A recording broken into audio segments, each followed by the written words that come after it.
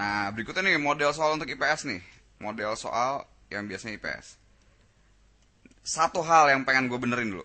Kebanyakan anak-anak berpikir, wah, pelajaran IPS tuh pelajaran hafalan, ya. Dia tuh hafalan. Modelnya pokoknya ngafal. Jadi kalau di Indonesia tuh modelnya kayak seakan-akan pelajaran itu cuma ada pelajaran yang hitungan dan pelajaran hafalan. Waduh, gue nggak setuju banget nih mengeneralisasi seperti ini. Ingat ya, di belajar pelajaran itu yang lebih penting adalah bagian menganalisa. Analisa itu bukan berarti hitungan, bukan berarti hafalan, bahkan juga nggak dua-duanya. Analisa itu dipakai di mana-mana. Ya dalam bermatematika, dalam berfisika, kimia, biologi, ekonomi, sejarah, bahasa, ya. Justru inilah modal dasar atau bangunan dasar dalam berpikir secara kritis, berpikir benar gitu. Nah, makanya modelnya itu, soal-soalnya itu hampir semua UM baik pelajaran apapun membutuhkan lo untuk berpikir dan menganalisa secara akurat. Oke. Jadi kalau yang IPS berpikir oh modelnya hafalan, jangan ya. Nah, contoh nih. Di dalam bagian ekonomi, gue kaget waktu awal-awal gue ngajar ekonomi, ternyata banyak yang nggak ngerti tentang konsep supply dan demand atau penawaran dan permintaan. Gue suruh, oh coba hukum permintaan apa hukum permintaan? Yang ada, wah dihafalin.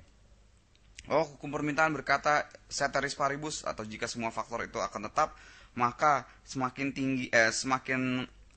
rendah harga, maka makin tinggi kuantitas atau jumlah dari permintaan.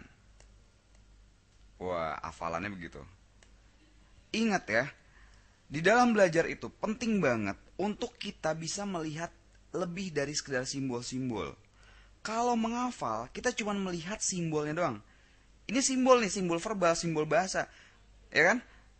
Semakin rendah harga, maka semakin tinggi kuantitas permintaan. Tapi sebenarnya, atau kalau rumus juga gitu. F sama dengan MA, ini hanya simbol. Yang harus lo lebih ngerti, lebih penting adalah melihat apa yang representasikan oleh si simbol itu. Gitu. Supaya ngerti banget, penting banget untuk lo melihat lebih dari sekedar simbolnya, lebih dari sekedar rumus F sama dengan MA, lebih dari sekedar hafalan kata-kata ini, gitu. Harus melihat sebenarnya apa sih kejadiannya. Nah, sebenarnya begini kejadiannya. Di dalam hukum supply seperti ini, ya, ini ada harga, ini ada kuantitas. Kurva supply itu bentuknya seperti ini. Permintaan, bukan supply, permintaan, demand. Ya, kurva demand itu seperti ini. Nah, inilah menggambarkan jumlah demand pada setiap jumlah demand pada setiap titik harga. Artinya kalau harganya di sini, misalnya harganya sebesar 10, kuantitasnya di sini sebesar 10. Nah, kalau misalnya harganya itu, ini kan semakin rendah harganya tuh turun dari sini, dia harus sepanjang kurva ya. Misalnya jadi 5. Oh, kuantitasnya naik jadi 12.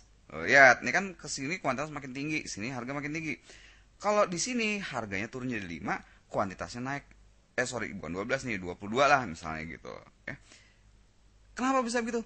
Coba lo berpikir logikanya, coba dimengerti di balik simbol-simbol gitu. Kalau harganya mahal, yang beli dikit. Kalau kemudian makin lama harganya turun jadi setengahnya, wah yang beli makin banyak, gitu. Ya, itulah logika berpikirnya. Itulah kalau kita mengerti maksudnya begitu. Oh iyalah, kalau misalnya harga turun, ya pasti permintaan akan barang itu akan naik dong, gitu kan? Nah, itu salah satu di ekonomi. Banyak di sejarah juga perlu untuk menganalisa. Di geografi juga perlu. Nah, makanya di Expedia kita juga usaha nih untuk pelajaran-pelajaran yang katanya model-model pelajaran menghafal, kita bikin supaya lo ngerti konsepnya, supaya lo tahu jalan ceritanya, supaya lo nggak ngafal lagi. Ya kayak biologi, geografi, sejarah, ekonomi, apapun yang lo bilang hafalan, kita usaha untuk ceritanya tuh lo ngerti, supaya konsepnya lo ngerti, supaya ya bukan cuma dihafal-hafal doang. Ngapain ilmu cuma jadi hafalan simbol-simbol? Bukan. Ilmu tuh harus benar-benar lo mengerti supaya bisa diaplikasiin ke sehari-hari. Gitu ya. Ini contoh untuk IPS.